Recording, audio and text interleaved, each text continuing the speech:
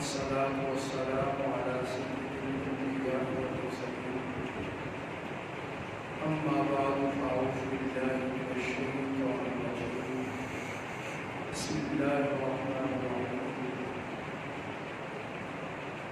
قال الله تبارك وتعالى في شأن نبيه وعامره إن الله وملائكته يصلون على النبي يا أيها الذين آمنوا صلوا عليه وسلموا تسليما اللهم صل على سيدنا ومولانا محمد وعلى آل سيدنا ومولانا محمد وبارك وسلم الصلاة والسلام عليك يا سيدي يا رسول الله وعلى آلك وأصحابك يا سيدي يا حبيب الله الصلاة والسلام عليك يا سيدي يا نبي الله وعلى آلك وأصحابك يا سيدي يا نور الله الصلاة والسلام عليك يا سيدي يا شفيع المذنبين وعلى آلك وأصحابك يا سيدي يا رحمة للعالمين قال الله جل جلاله ومن والاه إن ينصركم الله فلا غالب لكم صدق الله العظيم إن الله وملائكته يصلون على النبي يا أيها الذين آمنوا صلوا عليه وسلموا تسليما اللهم صل وسلم وبارك على سيدنا ومولانا محمد وبارك وسلم سورہ آل عمران آیت نمبر 160 مالک رب العزت نے ارشاد فرمایا ان ینصرکم اللہ فلا غالب لکم اگر اللہ تمہاری مدد فرمائے تو تم پر کوئی غالب نہیں آ سکتا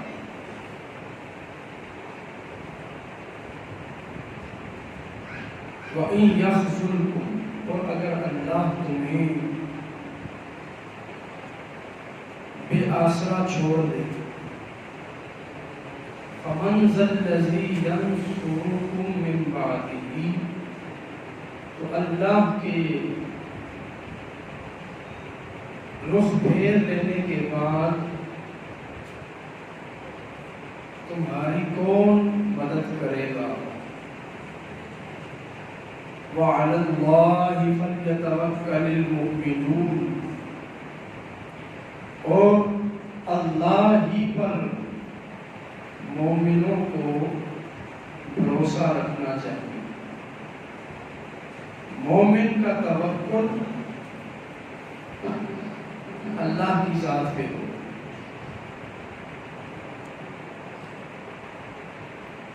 غزوہ احد کے مضامین اہل ایمان کو یہ انتہائی اہم عقیدہ ارشاد فرما رہا ہے کہ تم جس رب کے دین کے مجاہد بن کر میدان میں اترے ہو وہ رب ہی تمہارا حقیقی مددگار ہے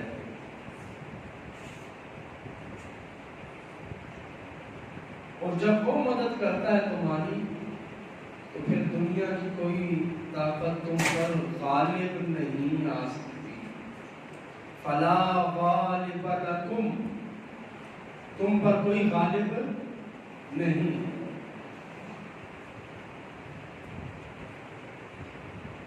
پھر تم پر کوئی غالب نہیں آ سکتا اللہ کی مدد آ جائے پھر غالب تم ہو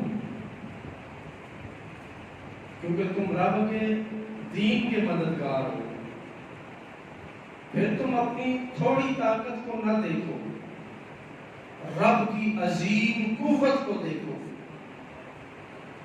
اللہ کی غالب طاقت پر نظر رکھو کہ اللہ رب العزت کہ لشکر بہت وسیع ہے۔ روئے زمین پر جو انسان بستے ہیں، ہر انسان ایک انسان کے بدلے میں 60 فرشتے، کم از کم 60 فرشتے اس دنیا میں موجود ہیں، ایک بندے کے ساتھ 60۔ تو کل کتنے ہو گئے؟ پاکستان میں 22 کروڑ عوام ہے، تو یہ تعداد فرشتوں کی صرف جو پاکستان میں خربوں میں پہنچتی ہے۔ اللہ کے لشکر اتنے پھیلے ہوئے ہیں، کثیر تعداد میں ہیں، اور پھر یہ دنیا کے سارے اسباب یہ بھی اس کے قبضے میں۔ وہ چاہتا ہے تو زمین کو ذرا سی حرکت دے کر زلزلہ برپا کر دیتا ہے، بادلوں کو بھیج کر ایسے برساتا ہے کہ پھر انسان اس میں ڈوب جاتا ہے، پوری کی پوری بستیاں الٹ جاتی ہیں، سمندر بکھر جاتے ہیں۔ اس کے قبضے میں یہ ہوائیں ہیں، وہ صرف ہوا ہی کو چلا دے دشمنوں کو نیز کو نابود کرنے کے لیے۔ تو اس ہوا کے آگے دنیا کی کون سی طاقت کھڑی ہو سکتی ہے؟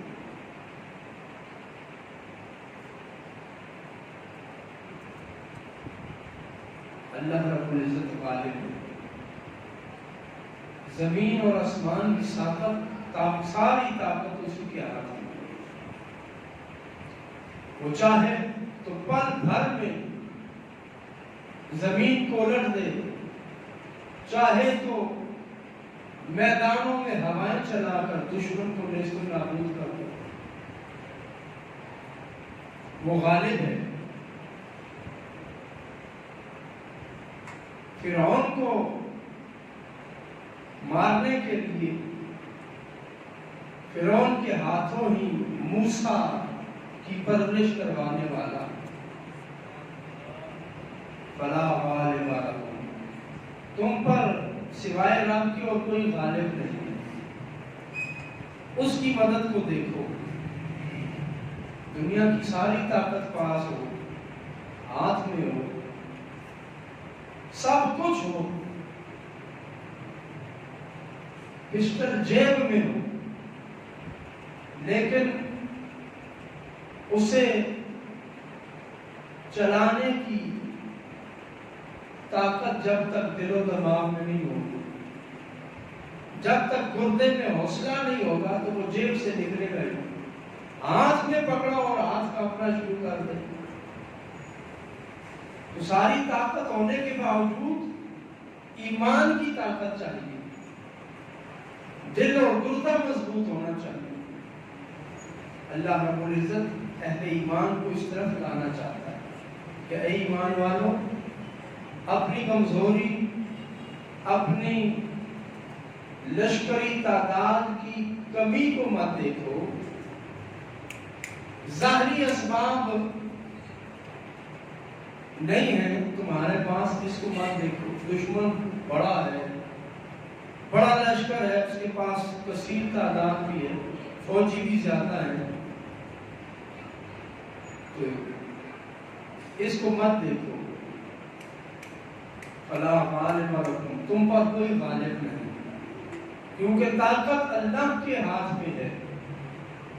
اب جو اللہ کا بندہ ہے، اللہ کا فرما بردار ہے، اللہ کی طاقت اس کے ساتھ ہے، اللہ کی طاقت اس کے ساتھ ہے۔ پھر دنیا نے دیکھا یہ معاملہ، آل عمران غزوہ احد کے بعد یہ سورت نازل ہوئی، مدینہ منورہ میں یہ سبق دیا گیا کہ تم پر کوئی غالب نہیں ہے، تم غالب ہو۔ صحابہ نے اس سبق کو یاد کیا اور آپ نے صحابہ کی تاریخ پڑھی بھی ہے اور سنی بھی ہے. پھر لاکھوں کے لشکروں کے سامنے بھی وہ کھڑے ہو گئے. دنیا کی کوئی طاقت، درندے بھی پھر ان کے سامنے ٹھہر نہ سکے. یہ اللہ کی طاقت کو لے کر چلے، اس یقین کے ساتھ چلے کہ اللہ ہمارے ساتھ ہے. اور اللہ جن کے ساتھ ہوتا ہے پھر اللہ تعالیٰ انہیں معجزات بھی دکھاتا ہے اور کرامات بھی دکھاتا ہے. کرامت تبھی مومن کو ملتی ہے جب اسے استقامت حاصل ہوتی ہے. جب استقامت ملتی ہے، دین پر بندہ مستقیم ہو جاتا ہے، ڈٹ جاتا ہے، قائم رہتا ہے، اس کے بعد کرامت کا نمبر ہے. پھر کرامت مومن کے لیے کوئی چیز نہیں ہوتی. نبی کریم صلی اللہ علیہ وآلہ وسلم کے صحابی حضرت انس بن مالک، ان کی چچی کا معاملہ ہوا قصاص کے معاملے میں. تو حضور نے فرمایا کہ انہیں بدلے میں قتل کر دیا جائے. تو انس بن مالک کے جو چچا تھے انس بن نضر، وہ کہنے لگے لا واللہ، اللہ کی قسم میری بیوی کو ہرگز قصاص میں قتل نہیں کیا جائے. دوسرا فریق قصاص کا مدعی تھا کہ قصاص ہی ہوگا، بدلے میں ہم قتل کریں گے. تھوڑے لمحات گزرے تو وہی فریق قصاص کے بدلے دیت پر راضی ہو گیا. دیت پر راضی ہو گیا. جب دیت انہوں نے وصول کی اور دیت کے بدلے حضرت انس بن نضر کی بیوی کو معاف کر دیا، تو اس پر رسول اللہ صلی اللہ علیہ وآلہ وسلم نے فرمایا ان للہ عبادا، اللہ کے کچھ بندے ایسے ہیں لو اقسم علی اللہ لابرہ، اگر اللہ کی وہ قسم اٹھا دے کہ یہ کام ایسے ہوگا تو اللہ اس قسم کو پورا فرما دے. مومن جیسے کہتا ہے ویسا ہی ہو جاتا ہے. اور یہ انس بن نضر کی کرامت حضور کی موجودگی میں ظاہر ہوئی. وجہ کیا تھی کہ صحابہ دین پر مستقیم تھے. ان ینصرکم اللہ فلا غالب لکم، تمہاری مدد رب اتار دے تو پھر تم پر کوئی غالب نہیں آ سکتا. رب تم پر غالب نہیں آ سکتا. وہ چاہتا ہے تو تمہارے مد مقابل دشمنوں کے لشکر میں پھوٹ ڈال دیتا ہے، انہیں آپس میں دست و گریبان کر دیتا ہے. وہ آپس میں ہی لڑ پڑتے ہیں. وہ بھلا تمہارا مقابلہ کیا کرے گا. ان ینصرکم اللہ فلا غالب لکم وَإِن يَخْذُلْكُمْ، اور اگر رب تمہیں بے آسرا چھوڑ دے بِخِلَافِكُمْ أَمْرِهِ، تمہاری نافرمانیوں کی وجہ سے، اگر تم رب کے نافرمان ہو جاؤ، اس کی وفا سے منہ موڑ لو، تو پھر کیا ہے ان یخذلکم، پھر رب تمہیں بے آسرا چھوڑ دے گا. وَمَنْ ذَا الَّذِي يَنْصُرُكُم مِّن بَعْدِهِ، تو جب رب نے تمہیں چھوڑ دیا اب تمہاری مدد کون کرے گا. وَمَنْ ذَا الَّذِي يَنْصُرُكُم، اب تمہاری مدد کون کرے گا. لاؤ کوئی مددگار اس دنیا میں جو تمہاری جائیداد بچا سکے، جو تمہارا مال بچا سکے، جو تمہاری آبرو بچا سکے. اب رب نے تمہیں ذلیل کیا ہے، تمہیں رسوا کیا ہے. جب وہ رسوا کرتا ہے تو پھر من ذا الذی ینصرکم تمہارے بھائی بھی تمہاری مدد نہیں کر سکتے، تمہارے بیٹے بھی تمہارے کام نہیں آئیں گے۔ کون ہے جو تمہارے ساتھ پھر کھڑا ہوگا؟ آج یہ نظارہ دنیا دیکھ رہی ہے کہ کل جس نے رب سے بغاوت کی آج وہ بے آبرو ہو گیا، وہ ذلت پہ چلا گیا۔ لشکر ہونے کے باوجود، مال و دولت ہونے کے باوجود، طاقت ہونے کے باوجود بے آسرا ہو کر رہ گیا۔ وجہ کیا ہے کہ رب کی نافرمانی۔ تو اللہ رب العزت فرماتا ہے وَإِن يَخْذُلْكُمْ، وہ رب تمہیں اگر ذلیل کرے فَمَنْ ذَا الَّذِي يَنْصُرُكُم مِّن بَعْدِهِ، تو اس کے بعد پھر تمہارا اس دنیا میں کوئی مددگار بھی نہیں ہوگا، کہ رب نے مدد کے سارے اسباب ہی اٹھا لیے۔ اب کسی کے دل میں تمہارے لیے ہمدردی پیدا ہی نہیں ہوگی، کسی کے دل میں تمہارے اس ذلیل و رسوا ہونے کا احساس بھی نہیں آئے گا۔ کل تک جو تمہارے گیت گاتے تھے، تمہارے نعرے لگاتے تھے، آج وہی تمہاری اس ذلت و رسوائی کا تماشا دیکھ بھی رہے ہیں اور خود بنا بھی رہے ہیں۔ اس نے فرمایا إِن يَخْذُلْكُمْ فَمَنْ ذَا الَّذِي يَنْصُرُكُم مِّن بَعْدِهِ۔ ایسے آبا 300 منافقین جو واپس چلے گئے تھے، وہ تمہیں بے آسرا چھوڑ کے گئے، چھوڑ کے بے آسرا گئے تھے کہ اب انہیں مار پڑے گی، لیکن جب تم میدان احد سے سرخرو ہو کر مال غنیمت لے کر مدینہ میں آئے، پھر دنیا نے دیکھا کہ رب نے تمہاری مدد کیسے کی۔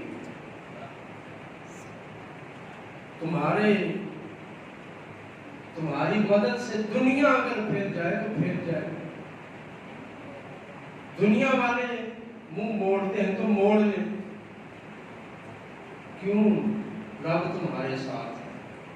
جب تم سچ پر ہو، چاہے تم تنہا کھڑے ہو، دنیا تمہارے ساتھ ایک نہ ایک دن کھڑی ہوگی اور رب کھڑا کر دے گا۔ اور جو تمہارا دشمن ہے، پھر جب اسے رب ذلیل کرے گا پھر اسے ذلت سے کوئی نہیں بچا سکتا۔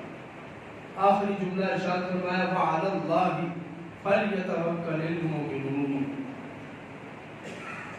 مومنوں کو اللہ پر ہی توکل کرنا چاہیے۔ ایھا المؤمنون فتوکلوا دون سائر خلق، کسی بندے کی طرف مت دیکھو، مخلوق کی طرف مت دیکھو کہ یہ مخلوق تمہیں بچائے گی، نہیں، رب تمہیں بچائے گا۔ وَعَلَى اللَّهِ فَلْيَتَوَكَّلِ الْمُؤْمِنُونَ وَبِهِ فَرْضُوا مِنْ جَمِيعٍ مِّمَّنْ دُونَهُ، رب کے سوا سب کو چھوڑ کر رب کو راضی کرو، رب پر توکل کرو۔ وَلِقَضَائِهِ فَاسْتَسْلِمُوا، اور رب کی جو قضا ہے، جو اس نے فیصلہ اتارا ہوا ہے، اس کو تسلیم کر لو، سر کو جھکا لو کہ یہ تمہارا امتحان ہے۔ وَجَاهِدُوا فِيهِ أَعْدَاءَهُ، اور رب کے دین پر قائم رہتے ہوئے دشمنان دین سے جہاد کرو۔ یکفکم بعونہ، اس کی مدد اتر کر رہے گی۔ وَيُمْدِدْكُمْ بِنَصْرِهِ، اور تمہاری تائید اور نصرت اور فتح رب اپنی مدد سے فرمائے گا۔ تم توکل رب پر کرو، رب کی ذات کو دیکھو، یہ دنیا کے سہارے مت دیکھو، یہ ظاہری اسباب کی طرف نظر مت رکھو کہ تمہارا مولا، تمہارا وارث اور تمہارا خالق اور مالک، تمہیں دنیا میں اٹھانے والا، عزت اور آبرو دینے والا اللہ ہے۔ جب وہ تمہاری مدد کرے گا تو کوئی تم پر غالب نہیں آ سکتا۔ یہ بنیادی سبق ہے بندہ مومن کی زندگی کا، کہ وظائف تو پڑھ رہا ہو، یا رحمان یا رحمان، یا ودود یا ودود، یا رحیم یا رزاق، رزق کے لیے وظیفے پڑھ رہا ہے، لیکن سہارے رب کے سوا تلاش کر رہا ہے، نظر اس کی دنیا پر ہے، بھلا پھر رب کی رحمت کیسے اترے گی؟ ایسے اوراد اور وظائف پڑھنے سے کوئی حاصل نہیں جب تک رب کی مدد پر پختہ یقین نہ ہو۔ ان ینصرکم اللہ فلا غالب لکم، رب کی مدد اگر آئے گی تو تم پر کوئی غالب نہیں ہو سکتا۔ اگرچہ بظاہر تمہیں پسپائی بھی ہو رہی ہے تو رب کی اس قضا پر راضی رہو، سر جھکا دو رب کے سامنے اور اسی سر کو اٹھا لو، سینہ تان لو دشمنان دین کے سامنے، پھر رب کی مدد تمہارے پاس آئے گی۔ وما کان لنبی ان یغل، اگلی آیت میں مال غنیمت کی تقسیم پر جو معاملات ہوئے، مال غنیمت جب تقسیم ہو رہا تھا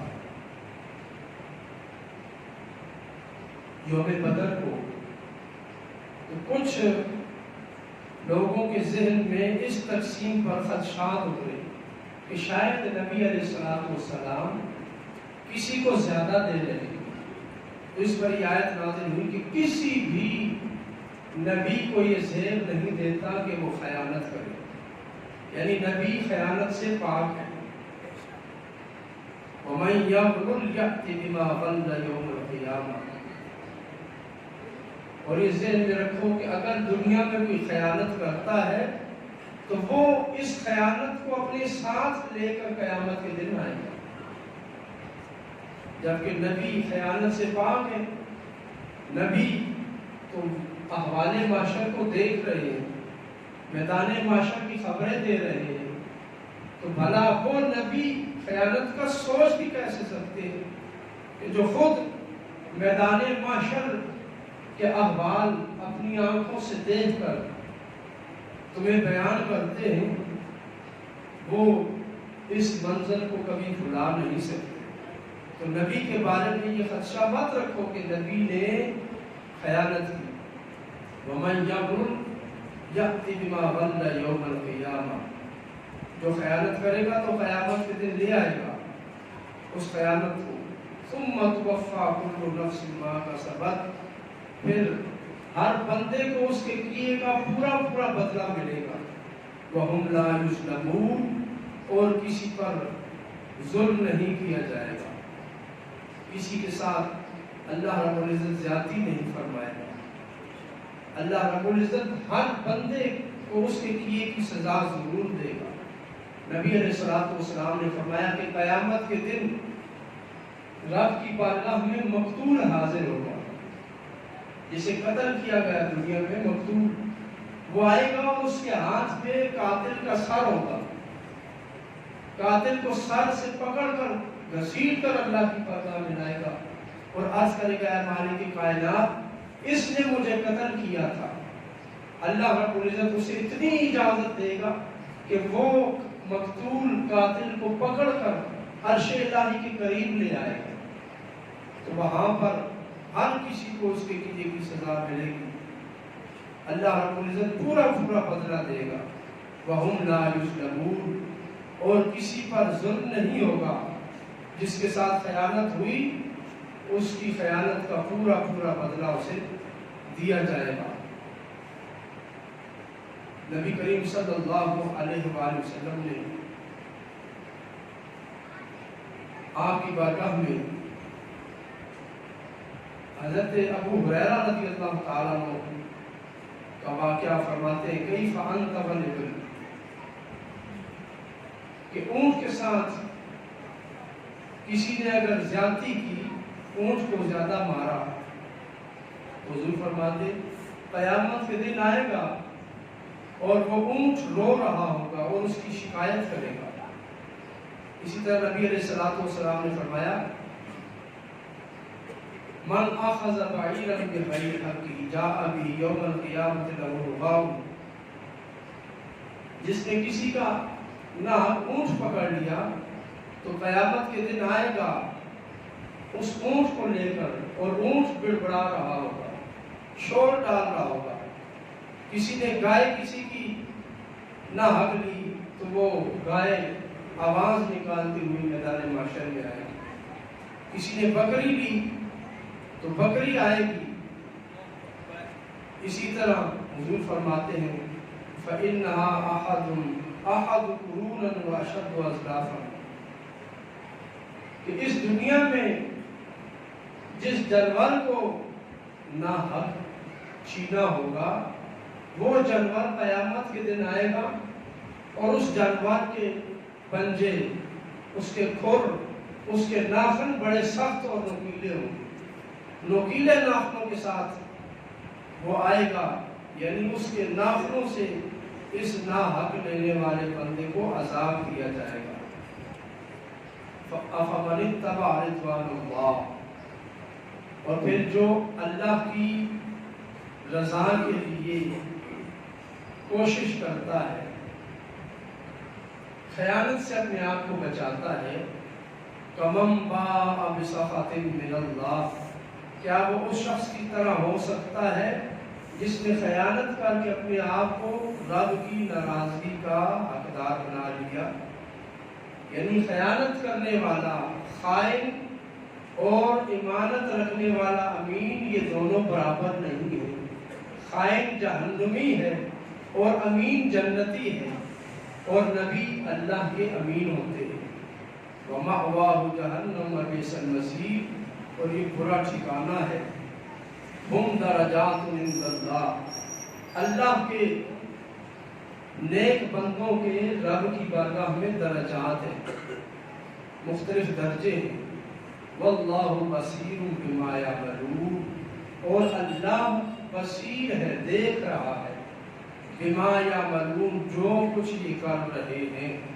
یعنی دنیا میں اللہ کے بندوں کے ساتھ جو ہو رہا ہے اللہ اسے دیکھ رہا ہے، اور اللہ کے بندوں کے ساتھ جو دنیا میں ظلم یا زیادتی ہوتی ہے اس کے پس منظر میں فرمایا ہم درجات عند اللہ ان کے درجات ہیں رب کی بارگاہ میں. اگر یوسف کنعان کے کنویں میں نہ گرتے، وہاں انہیں بھائی نہ گراتے تو کبھی بھی وہ بازار مصر میں بک کر تخت مصر پہ بادشاہ نہیں بن سکتے تھے. واللہ بصیر بما یعملون اللہ دیکھ رہا ہے جو یہ کر رہے ہیں. اللہ دیکھ رہا ہے کہ یہ اپنی نیت کے مطابق دشمنی کر رہے ہیں بندے کے ساتھ، اور رب ان سے دشمنی کروا کر اپنے بندے کے درجات بلند فرما رہا ہے. اپنے بندے کو اٹھانے کے لیے، اس کو عزت کا مقام دینے کے لیے، اس کا مستقبل محفوظ کرنے کے لیے ان دشمنوں سے کام لے رہا ہے. حقیقت میں یہ بھی جو کچھ کر رہے ہیں یہ اللہ کی خفیہ تقدیر کے تحت آزمائش میں ہے. اللہ والوں کے ساتھ جو کیا جائے اللہ فرماتا ہے بصیر بما یعملون اللہ اسے دیکھتا ہے، ان کے ہر عمل کو دیکھتا ہے، اور پھر ہم درجات انہیں درجات عطا فرماتا ہے. اللہ علم رکھتا ہے. کوئی نیک ہے، نیکی کی راہ پہ چل رہا ہے تو اللہ کے علم میں ہے. کوئی گناہ کر رہا ہے تو وہ بھی اللہ کے علم میں ہے. اللہ دونوں کے اعمال دیکھ رہا ہے، اور پھر انہیں جسے جہنم بھیجنا ہے اسے جہنم بھیجے گا، جو جنت کا حقدار ہے اسے جنت عطا فرمائے گا. لقد من اللہ علی المؤمنین اذ بعث فیہم رسولا. اب غزوہ احد میں ایک طرف حضور کے جانثار مومن صحابہ ہیں اور دوسری طرف 300 سے زائد منافقین ہیں. اللہ رب العزت اب ان مومن صحابہ کی شان بیان فرماتا ہے کہ ادھر منافقین ہیں اپنی جانیں بچا کر بیٹھے ہیں، ادھر حضور کے جانثار صحابہ ہیں حضور پر جانیں لٹا رہے ہیں. تو اللہ فرماتا ہے لقد من اللہ علی المؤمنین اللہ نے ان شہداء اور غازیان احد پر یہ انعام فرما رکھا ہے اذ بعث فیہم رسولا کہ انہیں اپنا رسول عطا فرما دیا ہے. من انفسہم یہ رسول انہی میں سے ہے. انہی کی طرح کا ہے اور انہی کے قبیلے سے ہے، انہی کے قبیلہ قریش سے، قبیلہ ہاشم سے ہے۔ یتلو علیہم آیاتہ، یہ کتنے خوش قسمت ہیں کہ نبی اللہ کی آیتیں پڑھتا ہے اور یہ سنتے ہیں۔ یتلو علیہم، رسول ان پر تلاوت کرتا ہے، آیاتہ، اللہ کی آیتیں، وَيُزَكِّيهِمْ، اور ان کا تزکیہ فرماتا ہے۔ یہ خوش قسمت ہے کہ ان کا تزکیہ اور تربیت اللہ کا محبوب فرما رہا ہے۔ وَيُعَلِّمُهُمُ الْكِتَابَ، انہیں کتاب سکھاتا ہے، وَالْحِکْمَةَ، اور رسول انہیں حکمت سکھاتا ہے۔ وَإِنْ كَانُوا مِنْ قَبْلُ لَفِي ضَلَالٍ مُبِينٍ، اگرچہ یہ اس سے پہلے کھلی گمراہی میں تھی، یعنی زمانہ جاہلیت میں یہ قوم گمراہ تھی، انہیں تہذیب نام کا پتہ نہ تھا، تمدن کیا ہوتا ہے اور قوموں کا عروج کیا ہوتا ہے، انہیں اس کی خبر نہ تھی۔ دنیا میں جو طاقت غالب ہوتی، جو سپر پاور ہوتی، یہ اسی کے ساتھ ہو جاتا۔ ان کا کوئی اپنا نظریہ نہیں تھا، اپنا کوئی مقصد، کوئی مشن نہیں تھا۔ روس طاقت تھی تو اس کے ساتھ تھے، امریکہ طاقتور بن گیا تو اس کے ساتھ ہو گئے، چین ابھر رہا ہے تو ادھر بھی دوستی لگا لی۔ عربوں کی بھی یہی حالت تھی۔ رب فرماتے ہیں انکان من قبل لفی ضلال مبین، اس سے پہلے یہ بھٹکی ہوئی قوم تھی، رب نے ان پر یہ احسان فرمایا کہ اپنا رسول دیا انہیں، اور وہ رسول ان کی تربیت فرما رہا ہے۔ بھلا جن کی تربیت رسول نے کر دی، وہ رب اس پر تعریف فرما رہا ہے، وَيُزَكِّيهِمْ، میرے نبی نے ان کی تربیت کی، میرے نبی نے ان صحابہ کی، ابو بکر، عمر، عثمان و علی کی تربیت کی ہے۔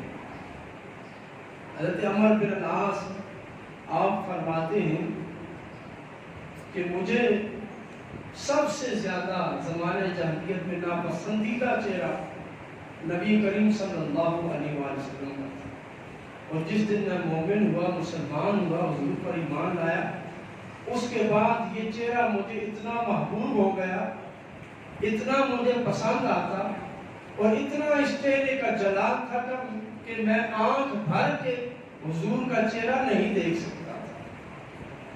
حضرت عثمان غنی فرماتے ہیں جس دن میں نے اس ہاتھ کے ساتھ حضور کی بیعت کی، یہ ہاتھ حضور کے ہاتھ میں دیا ہے، تو اس ہاتھ کو کبھی میں نے ناپاکی پر نہیں رکھا، حتیٰ کہ اپنے کسی جسم کے مکروہ حصے پر بھی نہیں رکھا۔ اس ہاتھ کا بھی میں ادب کرتا ہوں کہ یہ ہاتھ حضور کے ہاتھ میں گیا۔ یہ قوم جس کی تربیت حضور نے کی، رب فرماتا ہے وَيُزَكِّيهِمْ، میرے نبی نے ان کا تزکیہ کیا ہے۔ اور یہ کون ہے؟ ابو بکر و عمر ہیں، عثمان و علی ہیں، حسنین کریمین ہیں، امام حسن، امام حسین ہیں، سیدہ فاطمہ ہیں، سیدہ عائشہ ہیں، حضور نے جن کا تزکیہ کیا۔ حضرت ابو سفیان جانتے ہیں کہ نبی کریم صلی اللہ علیہ وآلہ وسلم کے خلاف چلنے والی جنگوں کے سپاہیوں کا سردار ہوتا تھا۔ فتح مکہ کے دن جب اسلام قبول کیا تو نبی کریم علیہ السلام سے عرض کی، یا رسول اللہ صلی اللہ علیہ وسلم، میں یہ چاہتا ہوں کہ جس طرح میری سابقہ زندگی آپ کے خلاف گزری، اب میں یہ چاہتا ہوں کہ مرتے دم تک مجھے دین کے لیے جہاد کا جذبہ عطا ہو جائے، میں دین کے لیے لڑتے ہوئے جان دوں اور میری یہ باقی زندگی اسی میں گزرے۔ تو دنیا نے دیکھا پھر وہی ابو سفیان جو مکہ کے دن، فتح مکہ کے دن مومن ہوا، پھر دنیا نے اس ابو سفیان کو نہ کبھی مکہ میں دیکھا، نہ کبھی مدینہ میں دیکھا، دنیا میں پھیل گئی اور اسلام کا پرچم لہرایا۔ اسی طرح حضرت ابو سفیان کی بیوی حضرت ہندہ، جنہوں نے ایک روایت ہے کہ حضرت حمزہ کا کلیجہ چبایا تھا، وحشی جس نے حضرت حمزہ پہ ٹکڑے کیے تھے، حضور نے انہیں بھی معاف فرما دیا۔ حضرت ہندا جب حضور کے پاس آئی مکہ کے دن بیعت کے لیے، تو ہندا نے ہاتھ کھینچ لیا کہ میں بیعت نہیں کرتی، میری شرط۔ حضور نے فرمایا کیا شرط؟ عرض کی یا رسول اللہ صلی اللہ علیہ وسلم، پہلے رب میرے سابقہ گناہ معاف فرمائے۔ تو حضور مسکرا پڑے، حضور کے چہرے پہ مسکراہٹ پھیل گئی۔ آپ نے فرمایا اے ہندا، تو نے نہیں سنا کہ اسلام سابقہ تمام گناہوں کو معاف کر دیتا ہے؟ حضور کے محبوب چچا حضرت حمزہ کو جنہوں نے شہید کیا، ٹکڑے کیے، حضور ان کے لیے بھی مسکرا رہے تھے۔ اس کی طرف رب ارشاد فرماتا ہے وَيُزَكِّيهِمْ، دل سے دشمنیاں نکالنا اور تربیت کرنا یہ میرے محبوب کا خاصہ ہے۔ میرے نبی نے ان کی تربیت کی ہے اور ان کا تزکیہ کر دیا ہے۔